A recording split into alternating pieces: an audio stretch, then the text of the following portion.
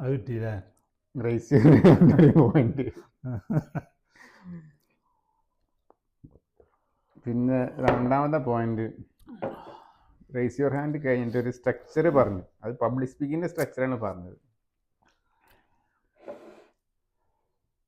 അതിൽ ആദ്യം നമ്മൾ ആ ഹൂക്ക് സ്റ്റേറ്റ്മെന്റ് പറഞ്ഞാൽ ആ ഓപ്പണിങ്, ആ സ്റ്റേറ്റ്മെന്റ് ഒരു ക്വസ്റ്റ്യൻ മാർക്ക് വളരെ ലളിതമായിട്ടൊരു സ്റ്റേറ്റ്മെന്റ്. പിന്നൊന്ന് പറഞ്ഞത് വെൽക്കം പറഞ്ഞാണല്ലോ. വെൽക്കം പറഞ്ഞിട്ട് ആ സ്റ്റേജിനെ അഭിസംബോധന ചെയ്യണം.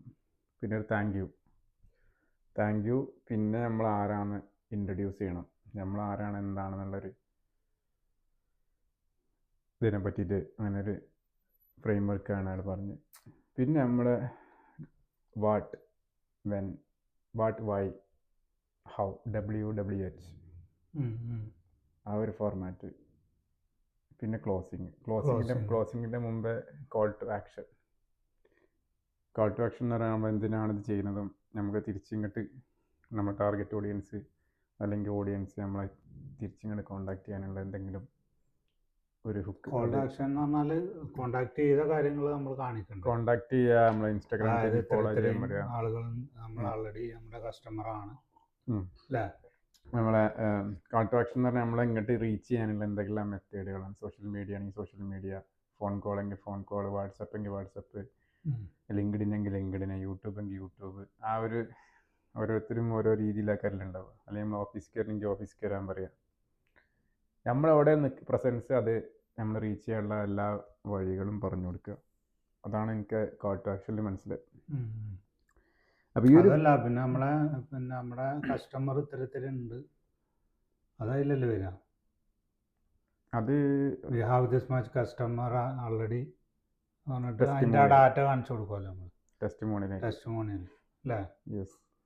അത് അർജൻസി ക്രിയേഷന് വേണ്ടിയിട്ടാണ്. ഇപ്പോൾ നമ്മളൊരു അർജൻസി ക്രിയേറ്റ് ചെയ്യണമെന്ന് വെച്ചാൽ നമുക്ക് ഒരു ഫംഗ്ഷൻ നമ്മളെന്തെങ്കിലും ചെയ്യണമെന്നുണ്ടെങ്കിൽ നമ്മൾ ഇത്രയും കസ്റ്റമേഴ്സ് നമ്മളെ ഓൾറെഡി പർച്ചേസ് ആണ്, ഹാപ്പി കസ്റ്റമേഴ്സ് ആണ്. പിന്നെ ഇന്നിപ്പോൾ ഈ വെബിനാർ അല്ലെങ്കിൽ ഈ പ്രോഗ്രാമിൽ നിങ്ങൾ രജിസ്റ്റർ ചെയ്യണമെങ്കിൽ ഇത്രയും ശതമാനം നമ്മൾ ഡിസ്കൗണ്ട് കൊടുക്കാൻ റെഡിയാണ്. വളരെ ലിമിറ്റഡ് സീറ്റേ ഉള്ളൂ, ലിമിറ്റഡ് ഓഫറേ ഉള്ളൂ, ലിമിറ്റഡ് ടൈം ഫ്രെയിമാണ്, ഇന്നത്തോടുകൂടി തീരും.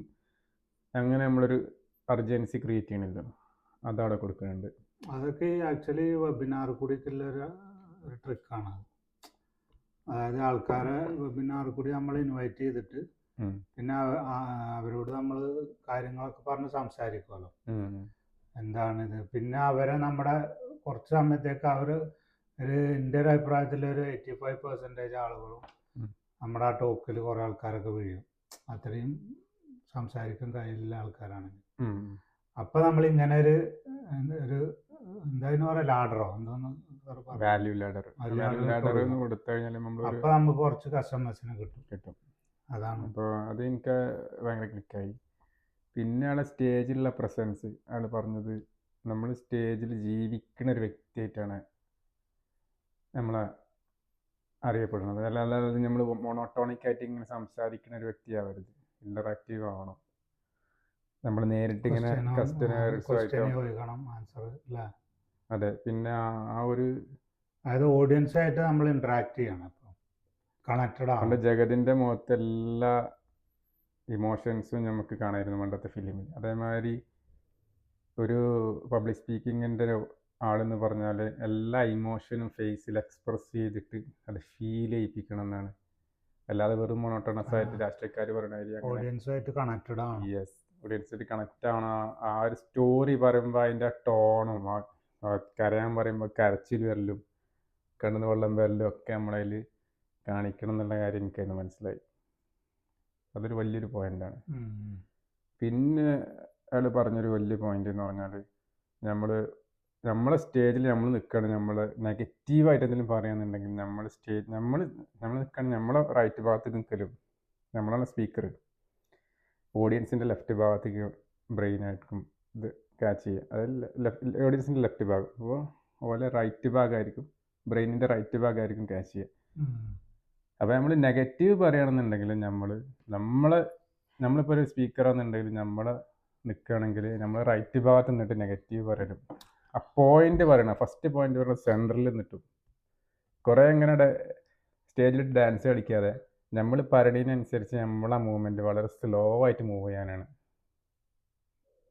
പറഞ്ഞത്.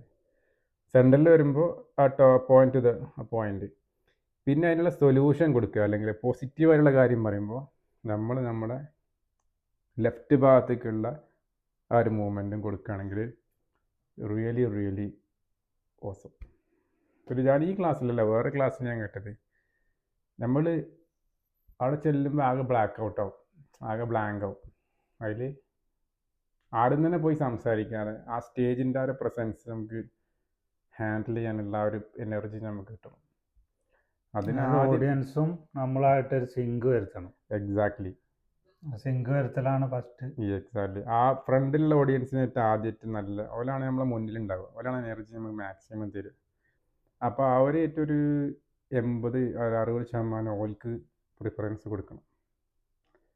പിന്നെ ഉള്ളത് ഒരു ബാക്കിയുള്ള ശതമാനം ബാക്കിലുള്ള ഓഡിയൻസ്. അപ്പോൾ ആദ്യം തന്നെ നമ്മൾ നേരെ നിന്നിട്ട് തല ഉയർത്തി നോക്കി ആ ബാക്കിലുള്ള ആൾക്കാർ നമ്മളെ ഫസ്റ്റിലുള്ള ഓലൊക്കെ എല്ലാ കണ്ണിക്കും ഒന്ന് നോക്കുക, റൈറ്റിക്കും കുറച്ചും നോക്കുക, ലെഫ്റ്റിക്കും നോക്കുക.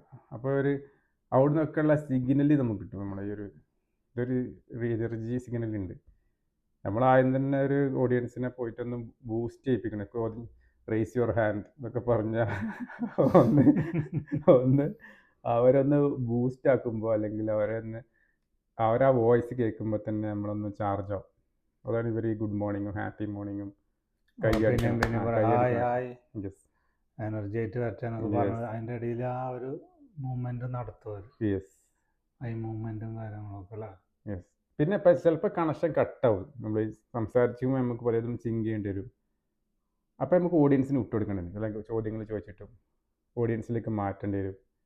പിന്നെ പ്രശ്നക്കാരായ ഓഡിയൻസിനെ പിടിച്ചിട്ട് കണക്ഷൻ കട്ടാകുന്നുണ്ട് എന്ന് തോന്നി കഴിയുമ്പോഴാണ് ഈ വർക്കൗട്ടൊക്കെ ചെയ്യും. എനർജി വാമപ്പ് ഒന്ന് എണീക്കാൻ പറയുക. അപ്പം നമ്മളൊന്നിൻ്റെ കൂടെ എണീക്കുക. ചിലർ ഓരോ ആക്ഷൻസ് ഇങ്ങനെ എടുക്കും. പിന്നെ ചിലർക്ക് ഓരോ രീതിയിലായിരിക്കും ഈ എനർജി മൂവ്മെൻറ്റ്സ് എന്നതിന് പറഞ്ഞില്ലേ, എനർജി മൂവ്മെൻറ്റ്സ്. ആ എനർജി മൂവ്മെൻറ്റിന് കുറച്ച് എക്സസൈസ് പോലെ നമ്മൾ രാവിലെ വർക്കൗട്ട് ചെയ്ത് കഴിഞ്ഞാൽ കുറച്ച് എനർജി ഉണ്ടാവുമല്ലോ. അതേമാതിരി ഇതിനിടയിലൊക്കെ നമ്മൾ എനർജി ഡ്രെയിൻ ആവും. അതേമാതിരി നമുക്ക് എലിവേറ്റ് ചെയ്ത് കൊണ്ടുപോകാൻ കഴിയില്ല. അതൊക്കെ പഴയ ട്രിക്കുകളാണ്. പണ്ട് നമ്മൾ സ്കൂളിൽ പഠിക്കുന്ന സമയത്ത് മദർസയിലും മൊലിയറാണല്ലോ കൊം എന്നൊക്കെ പറഞ്ഞ് നീപ്പിച്ചും അല്ലേ, യമീൻ ഷമാൽ ഇമാൽ എന്നൊക്കെ പറഞ്ഞ് അങ്ങോട്ടും ഇങ്ങോട്ടൊക്കെ തിരിപ്പിച്ചിട്ട് ആ ഒരു മെത്തേഡ് ഇവിടെ നമുക്ക് എടുക്കാന്ന് വെച്ചിട്ട് ആ ഓഡിയൻസിനായിട്ട്. അത് പക്ഷേ ഈ വലിയ ക്രൗഡിലൊന്നും അങ്ങനെ പറ്റൂല. ഇതിപ്പോൾ ഇങ്ങനെ ഒരു കോഴ്സിലൊക്കെ നമുക്ക് ചെയ്യാം. ഇപ്പം നമ്മളൊരു ഓഡിറ്റോറിയത്തിൽ വലിയൊരു ക്രൗഡിനെ അതിലും ചെയ്യാൻ പറ്റുമോ വെച്ചാൽ ചെയ്യാം. പക്ഷേ ചില സമയത്ത് അത് ഫെയിലാകാൻ സാധ്യതയുണ്ട്. ഓനാരപ്പം എന്നെ എണീപ്പിക്കാൻ വലിയ പവറിലെ ആൾക്കാരൊക്കെ വന്നിരിക്കുന്നുണ്ടെങ്കിൽ ക്ലാസ്സുകളിൽ പക്ഷേ അതിനാണ് അതോറിറ്റി കൊണ്ടുവരുന്നത്. ക്ലാസ്സുകളിൽ പറ്റും. ഇപ്പൊ നമ്മളൊരു വിഷയത്തെ കുറിച്ച് സംസാരിക്കാൻ വേണ്ടി വിളിച്ചിരിക്കാന്ന് വിചാരിച്ചു. അങ്ങനെയുള്ള ഇതിലൊന്നും അങ്ങനെ എണീപ്പിക്കലും വരുത്തലും നടക്കൂല. അതിപ്പോ നമുക്ക് ക്വസ്റ്റ്യൻ ചോദിക്കാം, ഇന്ററാക്ട് ചെയ്യുക. പക്ഷെ അങ്ങനത്തെ ടാർഗറ്റ് ഓഡിയൻസിനെ അതിൽ അങ്ങനെയുള്ള ഇതിലാണ് ഈ ബ്രേക്ക് കൊടുത്തിട്ട് ഈ ചില പരിപാടികളൊക്കെ അവതരിപ്പിക്കുന്നത്. അല്ലെ അതിൻ്റെ ഇടയിൽ ചിലപ്പോൾ ഒരു കൂപ്പൺ നറുക്കെടുക്കാണ്ട് എന്ന് പറഞ്ഞിട്ട് അങ്ങനെ ചെയ്യും. പിന്നെ അങ്ങനെയുള്ള ഇന്ററാക്ട് ഒക്കെ ചെയ്യും അങ്ങനെയുള്ള സന്ദർഭങ്ങളിൽ. അതൊരു മെത്തേഡ്, ഓരോരുത്തരും ഓരോ മെത്തേഡ് സ്വീകരിക്കുക. പക്ഷെ നമ്മളെ ഓഡിയൻസ് മിക്കവാറും ഇപ്പം നമ്മൾ തേടി വരുന്നവരെന്ന് പറഞ്ഞാൽ നമുക്കൊരു പർപ്പസിലായിട്ട് അവർ വരുന്നുണ്ടാവും. അവർക്കിപ്പോൾ നമ്മളെന്ത് ചെയ്താലും ആ അതോറിറ്റി നമുക്ക് കൊടുക്കാൻ പറ്റും. ഈ പറഞ്ഞ ഒരു രാഷ്ട്രീയക്കാരൻ്റെ റോളിലാണെന്നുണ്ടെങ്കിൽ അവിടെ മറ്റേതൊരു പാർട്ടിക്കാരുണ്ടോ മറ്റവരൊക്കെ ഉണ്ടാവും. അപ്പോൾ അത് കൺഫ്യൂഷൻ ഉണ്ടാവും. ചിലർ എണീക്കില്ല. അപ്പോൾ അവർ ഉണ്ടാക്കുക അതുകൊണ്ടാണ് ഓരോ ടോൺ എപ്പോഴും മോണോട്ടോണസ് ആണ്. അവിടെ ഒരു സ്റ്റോറി കുറേ പറയും. സ്റ്റോറി പറഞ്ഞിട്ട് ആൾക്കാരെ നിർത്തുന്ന ഒരു പരിപാടി ഒരു ചെയ്യുന്നത്. അതാണ് ഓലത് പ്രാക്ടീസ്. ഓല അതിനും വേണ്ടിയിട്ട് രാവിലെ തൊട്ട് വൈകുന്നേരം വരെ അത് പ്രാക്ടീസ് ചെയ്തിട്ട് അതിൻ്റെ ഒരു ചെല്ലുണ്ട്. 1 മിനിറ്റ് നമ്മൾ പ്രസംഗിക്കണം എന്നുണ്ടെങ്കിൽ 60 മിനിറ്റ് നമ്മൾ പ്രാക്ടീസ് ചെയ്യണമെന്നാണ്. അപ്പോൾ ഓലിത് ഡേ ടു ഡേ തന്നെയല്ല പരിപാടി. അത് ഓട്ടോമാറ്റിക് അവർക്ക് വരും അവിടെ ചെല്ലുമ്പോൾ. നമ്മളിപ്പോൾ ഡെയിലി ആക്ടിവിറ്റി ചെയ്യണില്ലേ. പിന്നെ ഓല് ഉപയോഗിക്കുന്ന പോഡിയാണ്. പോഡി എന്ന് പറഞ്ഞാൽ അതൊരു ഒറ്റ മോണോട്ടോണസ് സെറ്റാണ്. പക്ഷെ നമ്മൾ നമ്മളിപ്പോൾ ഇങ്ങനത്തെ കാലത്ത് ആ ഒരു കാലം കഴിഞ്ഞു എന്നാണ് പറയുന്നത്. സ്റ്റേഡിയം പോഡിയം വെച്ചിട്ടുള്ള പരിപാടി അത് ഈ ഹയർ ഈ പ്രസിഡന്റ് അങ്ങനത്തെ ഗവൺമെൻറ് ആയിട്ടുള്ള സ്പീക്കിലൊക്കെ ഉള്ളത് ഉണ്ടാവുക. ബട്ട് ഇനി അങ്ങോട്ടുള്ള നമ്മളെ ബിസിനസ് ടോക്ക് ആണെങ്കിലും ഒരു ഐഡിയ നമ്മൾ പ്രസൻറ്റ് ചെയ്യണമെന്നുണ്ടെങ്കിലൊക്കെ ആയിട്ട് ഒരിക്കലും പോഡിയം ഉണ്ടെങ്കിൽ തന്നെ യൂസ് ചെയ്യരുതെന്നാണ്. നമ്മൾ ആ പോഡിയം ഉപയോഗിച്ചിട്ട് ഇല്ലാതെ തന്നെ അവിടെ ചില ആളുകൾക്ക് പോഡിയം അല്ലെങ്കിൽ സംസാരിക്കാൻ കഴിയില്ല. പക്ഷെ എന്നാലും പഴയ ആളുകൾ പക്ഷെ ഇന്നത്തെ ജനറേഷൻ മാറി. ഇപ്പം നമ്മളൊരു മൂവ്മെൻറ്റ് ഇപ്പം നേരത്തെ പറഞ്ഞു പോസിറ്റീവ് പറയുമ്പോൾ ലെഫ്റ്റിക്കും നമ്മളെ ലെഫ്റ്റിക്കും, നെഗറ്റീവ് പറയുമ്പോൾ നമ്മളെ റൈറ്റിക്കും നിൽക്കുന്ന നമ്മളിപ്പോൾ പ്രസൻറ്റർ ആണെങ്കിൽ അതൊക്കെ കൊടുക്കുമ്പോൾ ഓരോ നിങ്ങൾ പറഞ്ഞ NLP, നിങ്ങൾ NLP ഉസ്താദാണ്. ആ NLP ഒക്കെ ഒന്നതിൽ അപ്ലൈ ചെയ്യാവുന്നുള്ളൂ. NLP നിങ്ങൾ പറയുന്നത് അതിൻ്റെ ഒരു ഇതെന്താണ് ഉദ്ദേശിച്ചത്? NLP തന്നെ നമ്മളാളെ അതോറിറ്റി എടുക്കാൻ ചില ട്രിക്കുകൾ ഉപയോഗിക്കാം. അപ്പൊ മുപ്പര് അന്ന് കണ്ടില്ല ഒരാളെ തോളിൽ പിടിച്ചിട്ട് നോക്കി അതൊക്കെ ഒരു കണക്ഷൻ ഉണ്ടാക്കലാണ്. പിന്നെ ഞങ്ങളെ എന്താണ് എന്താ പേരെന്താ എന്താന്നൊക്കെ ചോദിച്ചിട്ട് അങ്ങനെ അല്ലെ മൂപ്പര് വേറൊരു ഇത് ഉപയോഗിച്ചാണ്ട് എന്താണ് ഒരു കസീമില്ല ആളോടാണ് ചോദിച്ചു വന്നു, നിങ്ങൾ 5 ദുബായിൽ എവിടെ ഉണ്ടോ എന്നൊക്കെ ചോദിച്ചാണ്ട്.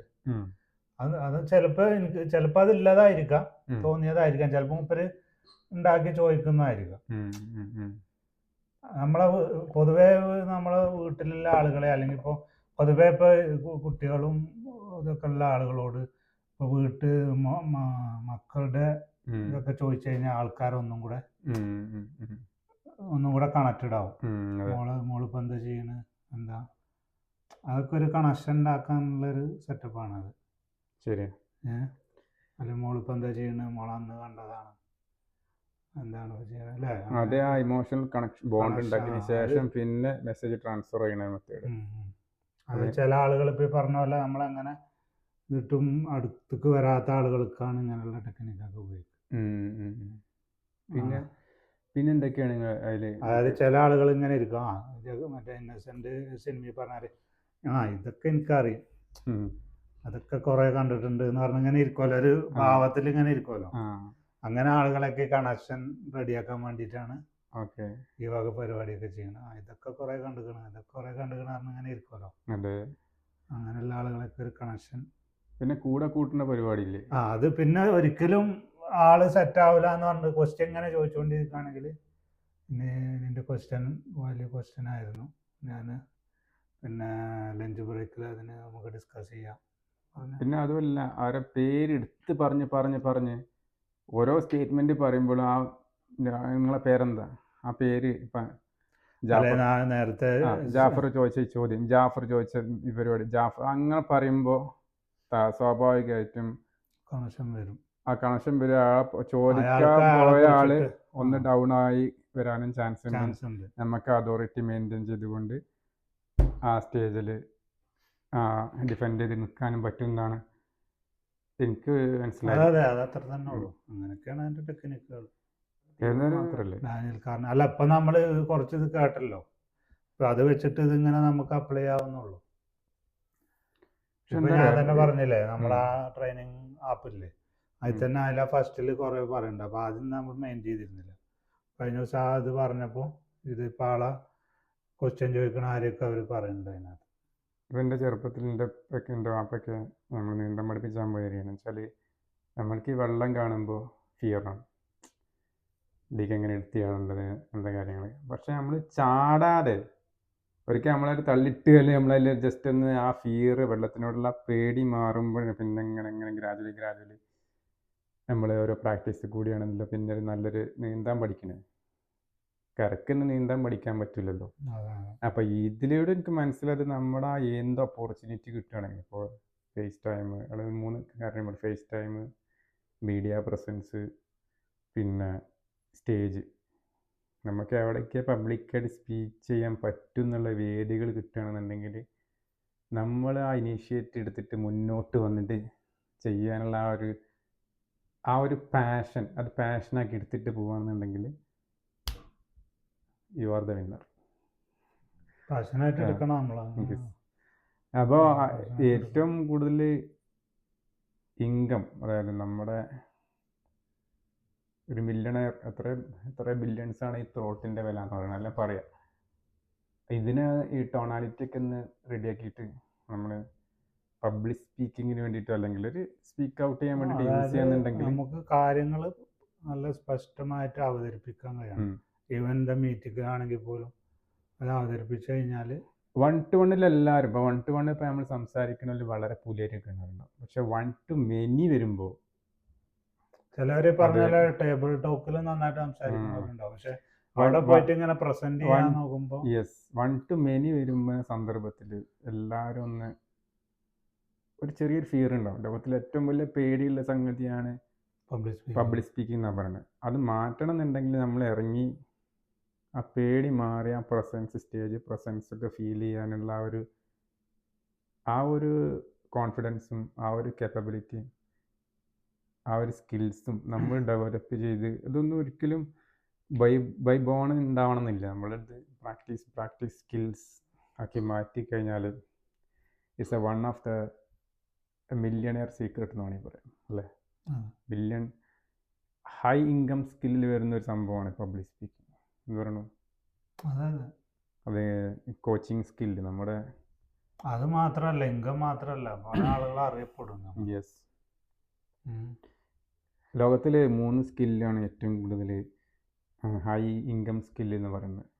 ഒന്നാണ് ഈ കോച്ചിങ്, 2 സെയിൽസിലൊക്കെ ഉള്ള നിങ്ങൾക്ക് അറിയാറില്ല ക്ലോസിങ് സ്കില്ല്. ഒരു എൻ്റർപ്രനർ എന്നുള്ളതൊക്കെ ഞാൻ പറയുന്നത് വെച്ചാൽ നമ്മൾ ഈ ക്ലോസിങ് എന്ന് പറഞ്ഞാൽ ഇപ്പോൾ നമ്മളൊരു പ്ലാറ്റ്ഫോമിൽ ക്ലോസ് ചെയ്യുന്നതും ഒരു 1-to-1 ക്ലോസ് ചെയ്യുന്നതും ഡിഫറെൻ്റ് ആണ്. ഇപ്പോൾ നമ്മളൊരു പ്ലാറ്റ്ഫോമിൽ കാര്യങ്ങൾ പറഞ്ഞ ആ ഒരു ക്ലോസിങ് സ്കില്ല് ഉണ്ടാക്കണമെങ്കിലൊക്കെ ഇറ്റ്സ് വൺ ഓഫ് ദ സ്കില്ലാണ് നമ്മൾ പബ്ലിക് സ്പീക്കിംഗ്. അത് ചിലവർക്ക് ബൈ ടാലൻ്റായിട്ട് ഉണ്ടാകും, ബട്ട് അത് നമുക്ക് ട്രെയിൻ ചെയ്തെടുക്കാവുന്നേ ഉള്ളൂ എന്നാണ് എനിക്ക് തോന്നിയത്. പിന്നെ കോപ്പി റൈറ്റിംഗ് എന്നൊക്കെ പറഞ്ഞാൽ നമ്മൾ ഈ മാർക്കറ്റിങ്ങിനായിട്ട് ബന്ധപ്പെട്ട skill. Anyway ultimately bottom line പറയുകയാണെങ്കിൽ പബ്ലിക് സ്പീക്കിംഗ് ആ ക്ലാസ്സിൽ ഇറ്റ്സ് റിയലി ഗ്രേറ്റ്ഫുൾ സെഷൻ.